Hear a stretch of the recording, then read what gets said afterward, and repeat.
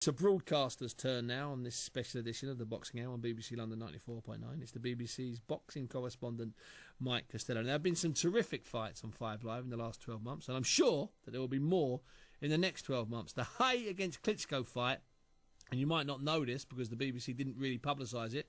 I think they should have publicised it more. They chose to do it the way they did it. Buried it. It set a 5 Live record when over 250,000 people listened online. That's the most that have ever listened to anything on 5 Live, to the Klitschko and Hay fight. It doesn't say how many of them fell asleep by round 6, by the way.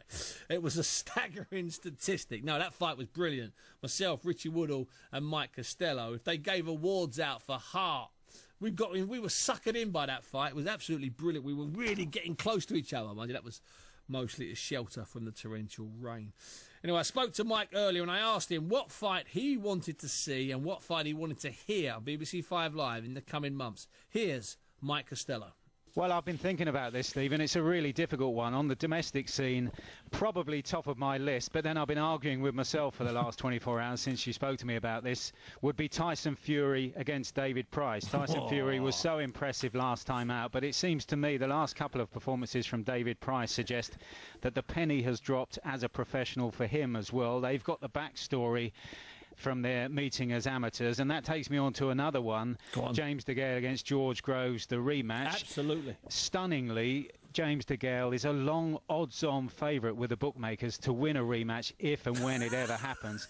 But there's something again about the history of those two that suggests to me that that will always be a close one. Scott Quigg against Frampton down at super bantamweight. I like, Steve, Lee Purdy against Matthew Hatton at welterweight. Yeah, I like that one as well. I love the job that Tony Sims has done with Lee Purdy. No amateur pedigree. I know Matthew Hatton has improved in the last couple of years since he was beaten by Craig Watson, but I just think that he's as good as he's going to be, and Lee Purdy is on a steep upward curve at the moment. Yeah. And one I like that might be just slightly off the beaten track, Steve, Tony Bellew against a Welshman, not Cleverly. I like Tony Bellew against Enzo Maccarinelli. Oh, listen, I'll tell you something, Enzo Maccarinelli fancies that one, and I reckon that Frank Warren and his business, I fancy that they fancy Enzo Maccarinelli against the winner in theory of Cleverly and Bellew, so that we may even get to see that one. Mike, you didn't mention Matt Macklin. Yeah, well, I think this is one that's changed, Steve, over the past few weeks. And I think what we have to do is to wait for the outcome of Darren Barker against Sergio Martinez, because I'm not saying that Matthew Macklin has now moved ahead of Barker, but we were ringside at the Olympia when he took the European title last time round, and I think Barker's got work to do now to step up again and to beat Matthew Macklin. And maybe if Barker's beaten by Martinez, then Macklin might start to look at that. But he's got other options, hasn't he, Macklin? Which is one reason why I didn't suggest it. Not so much because I don't fancy the fight, I still do, but I don't see where it fits in at the moment into Macklin's plans. He's either got Sturm in the rematch, or he's been over to the States to talk to Lou DiBella about possibly facing Martinez after Darren Barker. So, you know, I think that one's on hold, shall we say, at the moment. Yeah, we talked about Matt Macklin against Martinez on the last 5 Live show a while ago, and that now is looking increasingly likely with Mac moving closer to that deal with DiBella. And also it's emerged that Sturm's people, they're claiming they sent Matthew a rematch contract, you know, less than 70 hours after that fight a couple of months ago. So that suggests that Matthew, as you say, he's trying bigger international fish. Of course, a lot depends on what happens with Martinez and Barker. Yeah, for sure. And, you know, even the Germans put a date on it, the 26th of November. They were very confident about that, and they were clearly thinking that they've offered Macklin enough money to be tempted back either to Cologne or somewhere in Germany. But, you know, Matthew Macklin, I spoke to his brother at ringside a few weeks ago at the big Liverpool show, Seamus, and he was saying that HBO are really keen on him against Martinez on St Patrick's Day weekend next year in New York. So that could be a monster fight, and a fight for Macklin that's worth waiting for, and you know, not to take the chance again against Sturm. And of course it depends what Sturm and his camp are offering this time round. You know, is it once again all the options attached, and is he going to be owned by Sturm for the next couple of years? So a lot to weigh up for him, and that's why, as I say,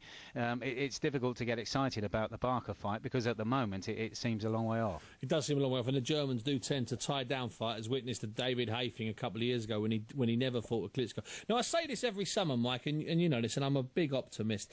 I say that, you know, we're going into a September or an October or November, and I've seen to have said this about the last 15 years. God, there's a fantastic lineup. But there is a fantastic, potentially unbelievable series of fights. I mean, you mentioned there Quigg and Frampton, which is a sort of fight that goes under most sports fans and even some boxing fans' radars. But there are big ones out there. If we just go international for a moment, that Carl Froch and Andre Ward fight, Mike, that could hold its own in any decade, that fight. Yes, it could. And what it's got as well is two very different types of fighter. You know, we've got with Andre Ward, I think, a question mark against him. Yes, he's superbly talented, but he hasn't really had to dig deep yet. Now, is it because he's a Mayweather type that hasn't been dragged down that deep and won't be dragged down that deep? I'd venture to suggest that Carl Froch will take him there, but it is a fascinating contest, and I think it's good for boxing that we've seen the Super 6 tournament through to the end, and with two different styles like this, we've got potentially a classic makeup at the business end of the tournament. Now, Mike, I couldn't let you go without asking you about one of my favourite heavyweights of all time. I'm sure you've got the inside scoop. Just tell us, put us out of our misery. Don't laugh. No, don't laugh. Put us out of our misery. What's Audley going to do when he lands back in the country? Who's he going to fight? Who's he going to... Tell me, Mike. Talk to me. Audley Harrison. Yeah. He ain't going to be fighting in this country again, surely.